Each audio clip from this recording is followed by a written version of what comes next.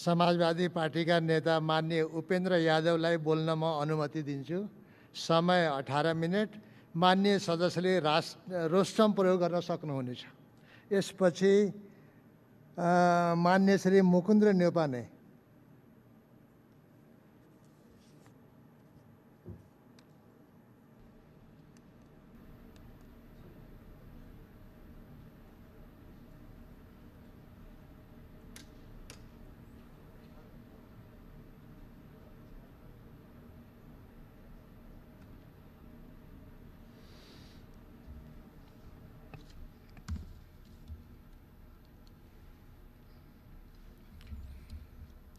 सम्मान्य सभामुख महोदय, सरकारले 77-78 को नीति तथा कार्यक्रम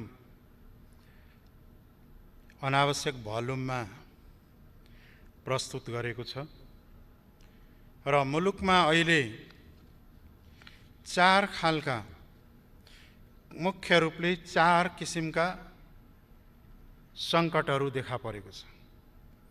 एउटा स्वास्थ्य सम्बन्धी सङ्कट, अर्को मानवीय सङ्कट, अर्को आर्थिक सङ्कट र राजनीतिक सङ्कट देखा परेको छ।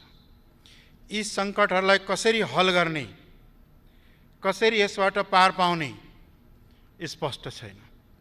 स्वास्थ्यमा अहिलेसम्म चाहिँ के छ भने न्यून सङ्ख्यामा आइसोलेसन वार्डहरू छ, क्वारेन्टाइन स्ट्यान्डर्ड छैन, भेन्टिलेटर छैन, औषधि छैन, उपकरण छैन, जनशक्ति छैन, ह्युमन रिसोर्सेस र इक्विपमेन्ट्सको अत्यन्त अभाव छ र वैज्ञानिकहरूले र डाक्टरहरूले भनिराखेका छन् कि जुन जुलाईमा पिक आवर आउँदैछ, यो अत्याधिक बढेर जान्छ भनेर।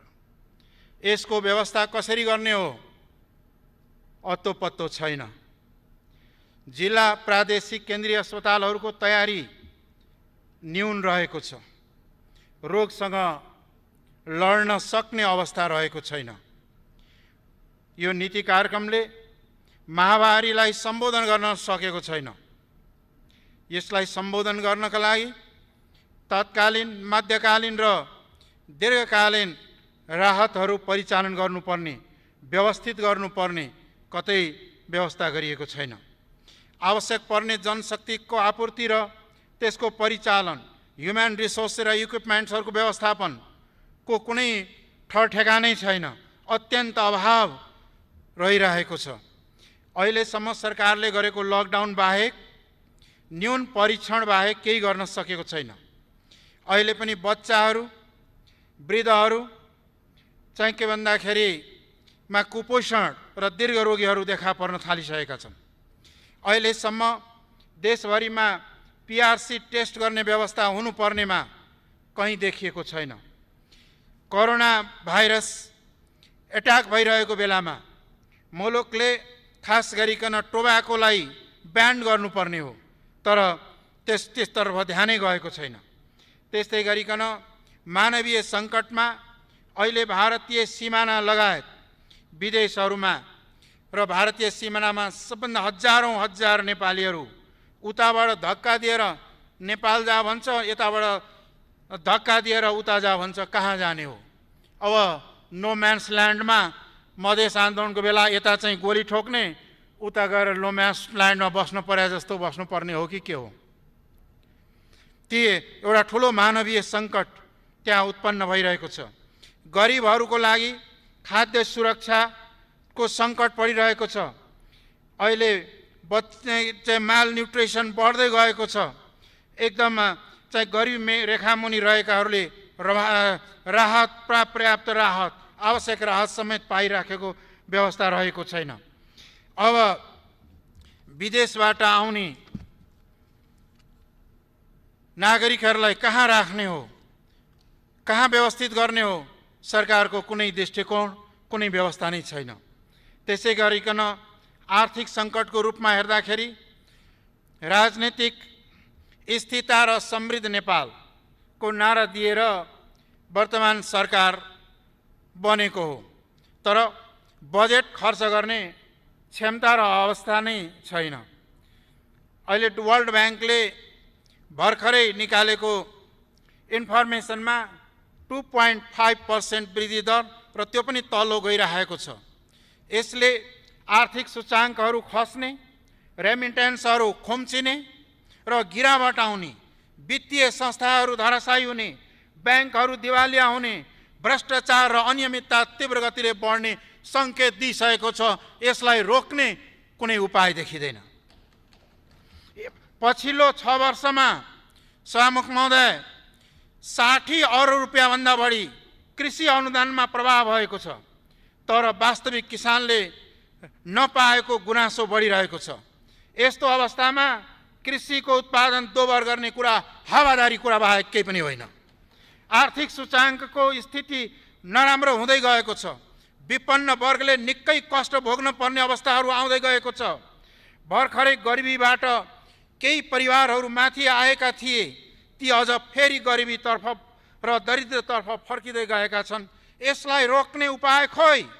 उत्पादन र सप्लाई चेन नै ठिक भएन भने यो अर्थव्यवस्था कहाँ धराशायी भएर जान्छ? सङ्कटग्रस्त इकोनोमीलाई कसरी माथि ल्याउने, कसरी रिकभरी गर्ने, त्यसको पोलिसी खोइ? रिकभरी पोलिसी नै छैन गभर्मेन्टसँग। र त्यसै गरिकन कृषि बजार र भण्डारणको अभावमा घरेलु उत्पादन चाहिँ के छ भन्दाखेरि खेर गइरहेको छ। किसानले सडकमा फाल्नुपर्ने स्थिति आइसकेको छ। अब सीमा पारी र बाहिरबाट आउने ती युवाहरूलाई देशमा चाहिँ पूर्वाधार विकास, कृषि उत्पादन र साना उद्योग लगायतकाहरूमा इङ्गेज गराउने प्लानिङ खोइ नीति कार्यक्रममा? लोकल प्रोडक्टको म्यानेजमेन्टै छैन। अब खाने पानीको कुरा गर्दाखेरि मलाई एउटा याद आउँछ, कृष्ण प्रसाद भट्टराईजी प्रधानमन्त्री हुँदाखेरि मेलम्चीको कुरा आएको थियो। अहिले प्रधानमन्त्री सामान्य प्रधानमन्त्रीजी ओलीजी आइपुग्दाखेरि 1 दर्जन प्रधानमन्त्रीजी हुनुभएको रहेछ। तर 4-5 जना प्रधानमन्त्री त परलोक गइसक्नुभयो, तर मेलम्ची चाहिँ आएको छैन। यस्तै हावादारी कुरा गरेर चाहिँ समस्या हल हुँदैन। औद्योगिकरणको पक्षमा अब उद्योग र उद्योगीहरूको लगानी प्रवर्धन गर्ने पक्षमा र कुनै नीति नै आएको छैन। रुग्ण उद्योग सञ्चालन गर्ने भन्नेको त विगत वर्षदेखि प्रत्येक सरकारले भन्दै आएको, तर किन आजसम्म एउटा पनि रुग्ण उद्योग सञ्चालन हुन सकेन? किन लगानीकर्ताहरू तर्सिएका छन्, लगानी गर्न इच्छुक छैनन्? बाहिरी र आन्तरिक दुवै लगानीकर्ताहरू नेपालमा किन लगानी गर्न चाहिरहेका छैनन्? यसको कारण के हो त भन्दाखेरि सरकारको गलत नीति, कानुनी गलत व्यवस्था र लगानी मैत्री वातावरण नभएकै कारणले लगानीकर्ता हतोत्साहित भएर गएका छन्। कति आएर पनि फर्केर गइसकेका छन्। अब समुद्रमा नेपाली जहाज के अरे समुद्रमा नेपाली झण्डावाहक जहाज त एकपटक राणाजीहरूले पनि चलाएका थिए। योभन्दा अगाडिको बजेटमा के अरे नीतिमा पनि भनिएको थियो। अहिले त्यो भनेका छन्, यता अहिलेसम्म ऐन मसौदाकै क्रममा छ। कोशी गण्डकी नदीको रुट अध्ययन गर्ने काम पनि भएको छैन। यो कसरी सम्भव हुन्छ? कहाँबाट यो कुरा आइरहेछ? कृषि सिँचाइको अभाव, आकाशे खेतीको भर पर्नुपर्ने अवस्थामा कृषिमा रोजगारीको सिर्जना कसरी हुन्छ? र सबभन्दा ठुलो कुरा के हो भने अहिलेको नेपालको जुन भूनीति छ, भूमि सम्बन्ध छ, यसलाई क्रान्तिकारी परिवर्तन नगरिकन कृषिलाई औद्योगिकरण गर्न सकिँदैन र कृषिलाई औद्योगिकरण व्यवसायीकरण नगरिकन गरिबी र बेरोजगारीको समस्या पनि हल गर्न सकिन्न। तर त्यसतर्फ कुनै नीतिमा कुनै स्पष्टता नै छैन। कृषि क्षेत्रलाई कसरी अगाडि बढाउने हो? तपाईको विदेशमा उत्पादित माल बेचेर ट्रेडर बढाउने कि या म्यानुफ्याक्चरिङहरू बढाएर देशको अर्थतन्त्र उठाउने हो? यो नीति कार्यक्रम एकदम दिशाहीन भएर गएको छ। र श्रम क्षेत्रमा देखा परेको असरलाई कसरी हटाउने हो, कसरी कम गर्ने हो, त्यो चाहिँ के छ भन्दाखेरि नीति र कार्यक्रममा कतै उल्लेख गरिएको छैन। अहिलेसम्म सभामुख महोदय 1800वटा निर्माणाधीन आयोजनाहरू अल्पत्र परेका छन्। 118 अरब लगानी भइसकेको छ, त्यसलाई फोकस गर्न सकिएको छैन, फोकस गरिएको छैन। हुलाकी राजमार्गको कुरा गरिन्छ, हुलाकी राजमार्गको कुरा गरेको त कई दशक भइसक्यो। सायद त्यो लाग्छ मधेसबाट हुलाकी राजमार्ग गुज्रिने भएको हुनाले त्यो सम्पन्न नगर्न इच्छा भएको हो कि? र त्यो हुलाकी राजमार्ग किन बनिरहेको छैन? त्यो त ब्याकबोन अफ द इकोनोमी हो त्यो देशको। तर त्यसमा चाहिँ के छ भन्दाखेरि पर्याप्त ध्यान, बजेटको लगानी र कार्य गरिरहेको छैन। त्यस्तै गरिकन अघि कुरा उठ्दै थियो निजगढ विमानस्थलको। अन्तर्राष्ट्रिय विमानस्थल बन्नुपर्छ, निजगढ विमानस्थल बन्नुपर्छ, तर वन र पर्यावरणलाई संरक्षित गर्दै त्यो बन्नुपर्छ। वन र पर्यावरणलाई संरक्षित गर्न सकेन भने भोलि ठुलो इकोलोजिकल क्राइसिस र क्लाइमेट चेन्जको इफेक्ट र ग्लोबल रूपमा आइरहेको चाहिँ के छ कि क्राइसिस चाहिँ नेपालमा तीव्र गतिले र ठुलो मारमा नेपाली जनताहरू पर्न सक्दछ। अहिलेको समष्टिगत रूपमा नीति हेर्दाखेरि सहरमुखी र धनी वर्ग लाभान्वित हुने, ग्रामीण जनता र गरिबहरू उपेक्षित हुने खालकाहरू प्रवृत्तिहरूको देखिएका छन्। बजेटको केही भाषाहरू हेर्दाखेरि सरकारमा रहेका दलले आफ्ना कार्यकर्ता र आसेपासेलाई कसरी पालन पोषण गर्ने, कसरी अल्मल्याउने त्यसमा अलिकति बढी फोकस गएको देखिन्छ। त्यसै गरी राजनीतिक सङ्कटको कुरा छ। अब राजनीतिक रूपमा सङ्घीयतालाई कार्यान्वयन गर्न सरकार उदासीन रहेको छ। सङ्घीयतालाई कार्यान्वयन गर्नका लागि प्रदेशको एकल क्षेत्राधिकारभित्र पर्नेको प्रदेश संविधानको सूची 6 मा अनुसूची 6 मा प्रादेशिक अधिकारभित्र एकल सूचीमा पर्ने सहकारी, कृषि, खानेपानी, स्वास्थ्य, शिक्षा, वन जङ्गल, उद्योग, गुठी लगायतका कुराहरूलाई केन्द्र सरकारले, सङ्घीय सरकारले आफ्नो हातमा लिने र आफै सञ्चालन गर्ने हो भने सङ्घीयता धरापमा पार्ने षड्यन्त्र भएको स्पष्ट देखिन्छ। यत्रो बलिदान गरेर प्राप्त भएको सङ्घीयतालाई धरापमा पार्ने कसैलाई अधिकार छैन। त्यसै गरी स्थानीय तहको कार्य पनि यसै नीतिमा आएको छ। यसले चाहिँ भोलि सङ्घीयतालाई धरापमा पार्ने हो भने मुलुक भयङ्कर सङ्कटमा पर्न सक्छ र पार्ने कार्य हुनेछ। त्यस्तै गरिकन राजनीतिक रूपले हेर्ने हो भने अहिले पनि नेपालमा नागरिकता विहीन लाखौँ लाख मधेस लगायत हिमाली जनताहरू रहेका छन्। ती नागरिकताको संशोधन, नागरिकता ऐन संशोधन बिल आएको थियो 2 वर्ष अगाडि, कता हरायो? के भयो? त्यो अहिले अलपत्र परेको छ।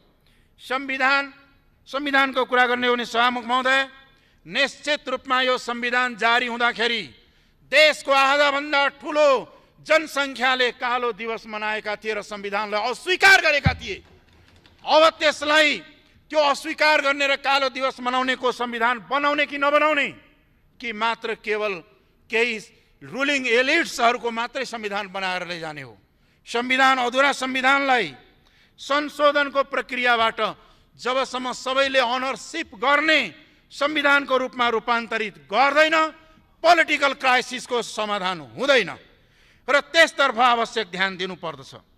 अर्को कुरा के हो भन्दाखेरि उद्योग धन्दाको कुरा गरिएको छ। विकासलाई सबै क्षेत्रमा, सबै भूगोलमा र सबै ठाउँमा सन्तुलित र न्यायोचित रूपले विकास निर्माणका कार्यहरू अगाडि बढाउनुपर्छ। राजा महेन्द्रले जङ्गल फाँडेर हाइवे बनाए, मुलुकको वन विनाश भयो र त्यसदेखि उतापट्टि उद्योग धन्दा कारखाना नबनाउने भनेर हर्क गुरुङले प्रतिवेदन दिएका थिए 2042 सालमा।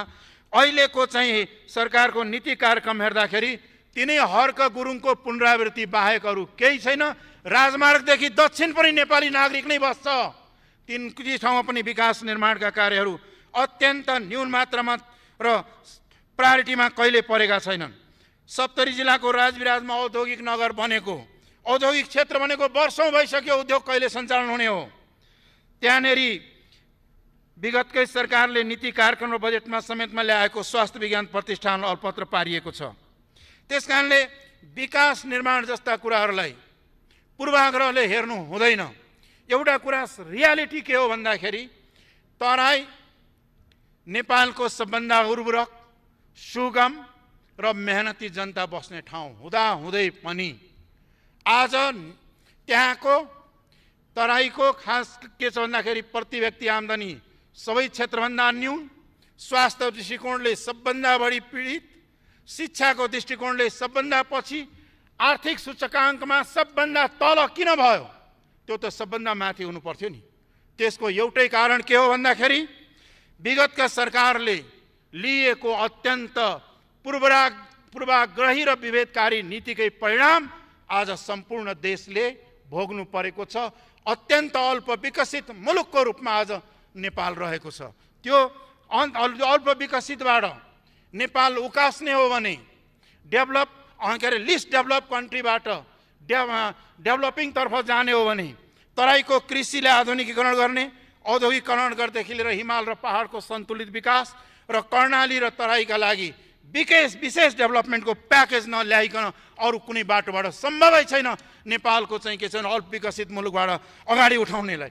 तर यो अल्प विकसितबाट कसरी तपाईँको विकासोन्मुख देशतर्फ अगाडि बढ्ने भन्ने यो नीति र कार्यक्रम त कतै छैन। यसो हेर्दाखेरि हाम्रो सत्ता पक्षका मान्यज्यूहरूले त भन्नुहोला, एउटाले समात्दा हात्ती समाज जस्तो, अन्धाले हात्ती समाज जस्तो, एउटा समात्दाखेरि खम्बा जस्तो, अर्को समात्दाखेरि नाङ्लो जस्तो हुन पुगेको छ यो नीति कार्यक्रम। त्यस्तै गरिकन चाहिँ के हो भन्दाखेरि शिक्षा क्षेत्रमा शिक्षा नीति सङ्घीयता विरोधी छ, एकात्मक चरित्रको छ। त्यस्तै गरिकन चाहिँ के छ भन्दाखेरि अहिलेको यो नीति कार्यक्रम त विगतको 2-3 वर्षको यसो नीति कार्यक्रम पल्टाएर हेरेको त कपी र पेस्टै गरेको बढी देखियो। यसमा मौलिकता धेरै कम छ। यो कपी र पेस्ट गरेर दुनियाँ चल्छ। र अर्को कुरा चाहिँ के भन्दाखेरि अहिलेसम्म द्वन्द्वलाई व्यवस्थापन गर्ने, शान्ति प्रक्रियालाई टुङ्ग्याउनको लागि सत्य निरूपण मेलमिलाप आयोग, सत्य निरूपण तथा मेलमिलाप आयोग TRC को कतै हत्तो पत्तो पनि छैन।